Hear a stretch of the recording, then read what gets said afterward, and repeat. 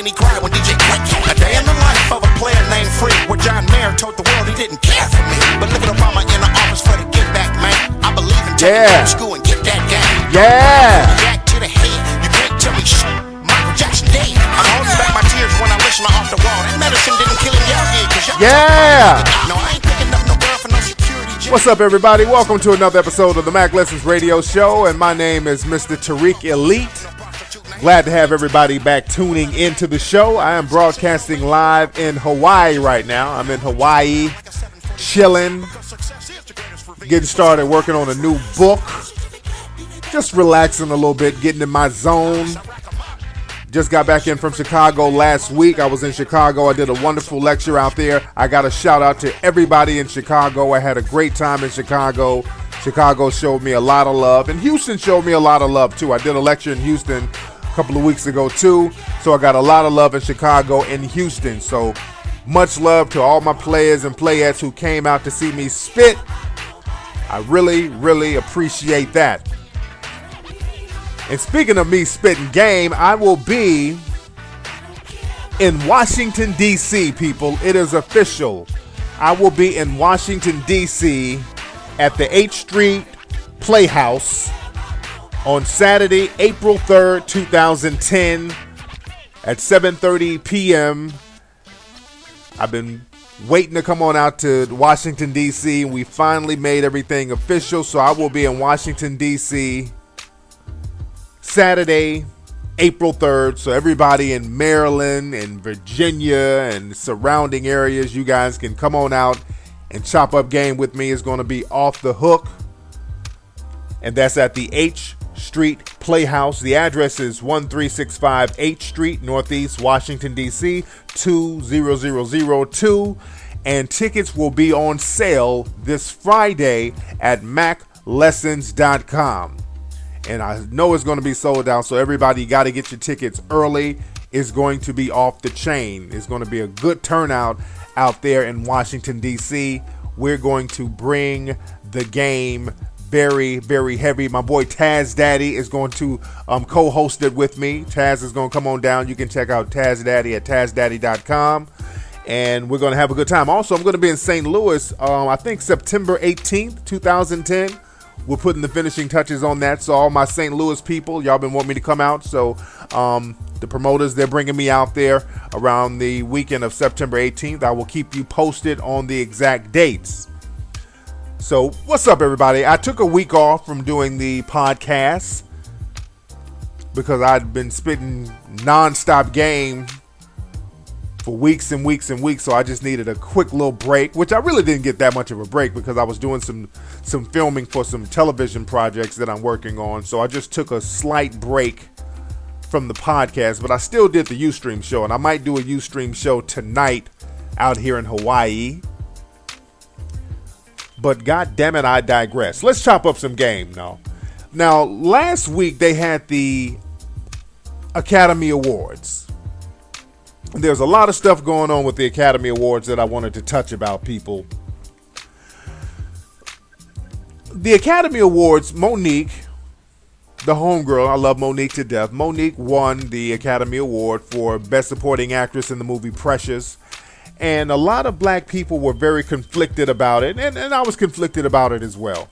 And there's nothing wrong with having conflicting views about anything, people. That's a sign of intelligence to have two opposing views in your brain. You don't have to just totally commit to one view. You can have conflicting views. And Monique winning the Oscar for Precious, it brought out a lot of conflicting views because a lot of black folks, we love Monique. A lot of black folks like Oprah. A lot of black people love Tyler Perry. And all these people were connected to the movie Precious. But the thing is, a lot of black folks, we hate the movie Precious. So it was kind of a catch-22. We're very congratulatory about Monique winning, but just can't stand that movie Precious. Now, there's some black people who pretend to like the movie Precious. Let's keep it 100. Y'all don't like that bullshit. You don't like the movie Precious. If you say you like Precious, you're full of shit. and you're a black person. Now, white people, yeah, they love it. White people love that movie. That movie got more nominations. It has the most nominations for any black movie ever for an Academy Award. Precious had the most nominations for any black movie in history. So white folks really, really like the movie Precious. But black folks, because Oprah co-signed the movie and Tyler Perry co-signed the movie, a lot of black folks feel like they're obligated to like it now.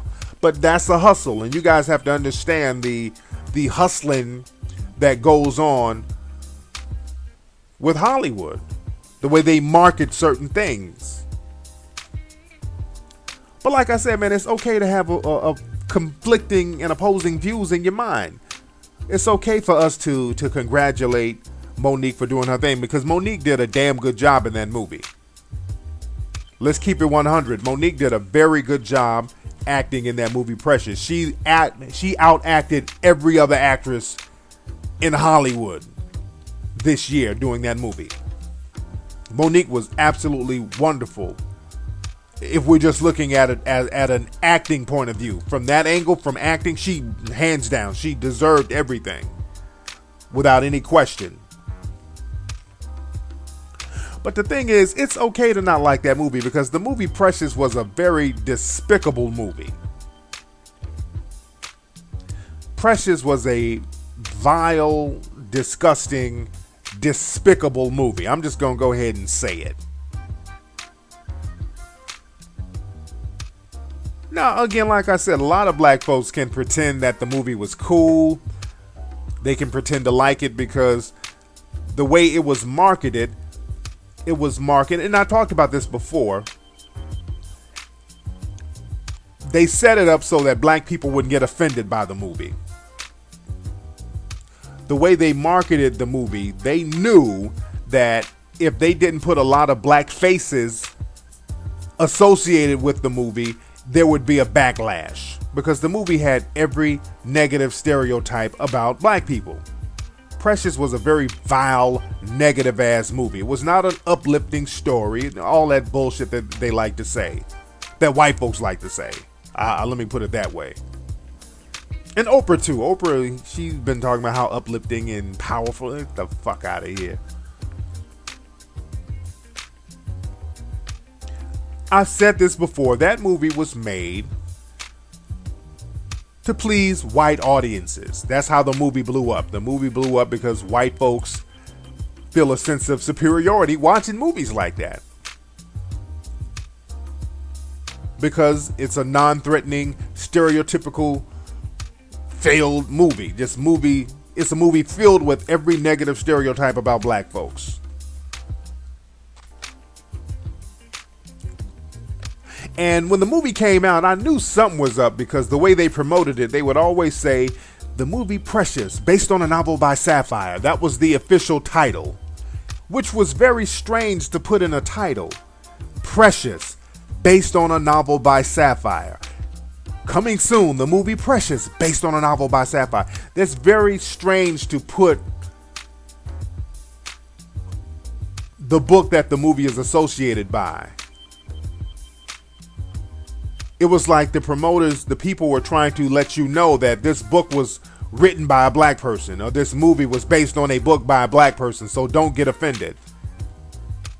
Movies really don't do that. They don't say Jaws, based on a book by such and such, or Casino, based on a book by this person. You know, that's some behind the scenes stuff, but they overtly wanted to let you know that the movie was based on a book by a black person. Because what they were basically saying is, we're about to show you some real negative shit, so we